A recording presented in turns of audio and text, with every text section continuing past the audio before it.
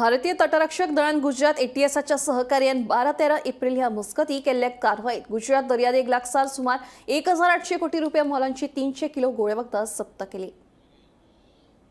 भारतात घोळे वखदां तस्करी प्रकरणांनी बरीच वाढ जाल्ली आसा। वेगवेगळ्या स्रोतांतल्यान घोळे वखदांची तस्करी करपाचो यत्न चालूच आसता।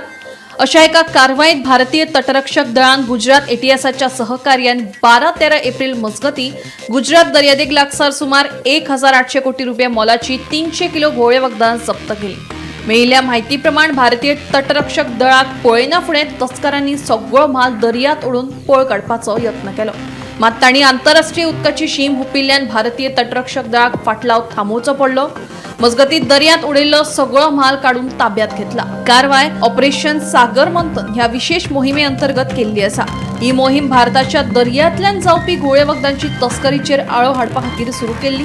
ह्या सगळ्या प्रकरणाचो फुडलो तपास सुरू आसा। Bureau report, Gomantak TV.